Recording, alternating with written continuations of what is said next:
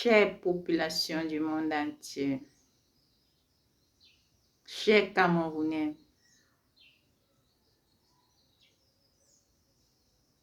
le moment est arrivé. Je veux dire, le moment tant attendu est arrivé. Oui, je me retrouve en train de vous parler dans le cadre du gouvernement mondial virtuel. J'aurais dû vous parler dans le cadre du mouvement mondial en présentiel, donc le monde réel. Mon propos s'articule sur les droits de la femme. Puisque nous sommes le 8 mars, la journée internationale de la femme, certains pays de par le monde ne la célèbrent plus parce qu'ils ont estimé que les droits des femmes ont suffisamment été améliorés. Et donc, ce n'était plus une priorité pour ces pays. Mais pour plusieurs pays, la violence faite aux femmes demeure un problème d'actualité. Je suis Geneviève. Je suis la personne mandatée pour arranger le monde, pour diriger le monde. C'est difficile à dire pour beaucoup, mais il savait que c'était prévu ainsi, qu'un être humain fait de chair devrait vous parler en ces termes. Je l'ai d'ailleurs lu un soir accidentellement, puisque j'avais dit avant que je dirigeais le monde et il y avait des oppositions, mais un jour après que quelqu'un m'ait dit « Tu aimes dire tu diriges le monde ?» Subitement, quand je suis retournée à la maison, j'ai ouvert la Bible par hasard. Je suis tombée sur le message, le passage qui avait prévu qu'on me dira que j'aime parler de la direction du monde. Pourtant, c'est vrai. C'est ce que dit ce passage. Qu'on devait d'abord se moquer de moi, me déranger. Pourtant, effectivement, c'est mon rôle. Alors, il ne s'agit pas d'un rôle confié à un intellectuel ou de gamme. Il s'agit plutôt d'un rôle confié à un expert.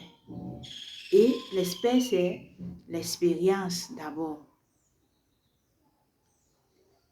Voilà qu'aujourd'hui, je vous parle dans un langage, dans un français terre à terre. Mais cela ne voudrait pas dire que vous devez avoir peur, des doutes, de croire en moi.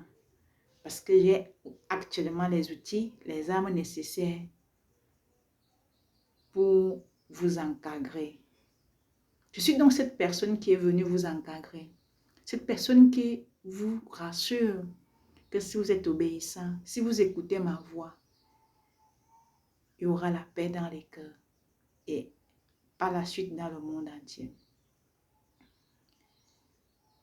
En ce 8 mars, dont le thème est « Travaillons tous ensemble pour accélérer l'égalité entre les hommes et les femmes », je viens vous dire que, entre autres décisions, l'homme commandera désormais à la maison et la femme commandera au bureau.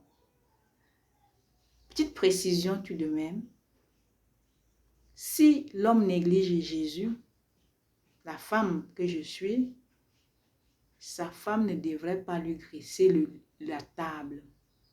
Une façon de dire que Jésus étant déjà sur terre, tout le monde doit respecter Jésus. Et l'homme doit donc prêcher par l'exemple. En dehors de cette décision qui vise l'harmonie de la famille et de la société en général, il y a d'autres décisions qui ont été prises afin de matérialiser le changement du monde ou le passage d'un ancien monde à un monde nouveau. Rien de douloureux. Du moment où chacun doit veiller à respecter l'autorité établie. En attendant donc que les institutions du monde réel me rendent véritablement opérationnel en me trouvant un poste digne de ce nom qui permet que mon cœur soit à l'aise et que je distille par conséquent les ondes positive. En attendant que ces conditions soient remplies, nous sommes aujourd'hui en train de travailler grâce à Internet. Internet qui est l'outil par excellence qu'on va exploiter dans le nouveau monde parce que Dieu le Père, mon Père, l'a prévu ainsi. Il ne s'agit donc pas d'une invention, de quelque chose qu'une tierce personne aurait favorisé. C'est vraiment une loi divine comme quoi dans le nouveau monde, nous allons beaucoup utiliser Internet comme canal de travail. Nous sommes donc dans le nouveau monde. C'est tout à fait normal qu'il y ait des technologies nouvelles pour matérialiser le changement, le paradis tant attendu. Bénéficiez donc d'Internet. Certes, il y a certainement des gens qui se comportent mal dans Internet, mais Internet est beaucoup plus positif que négatif.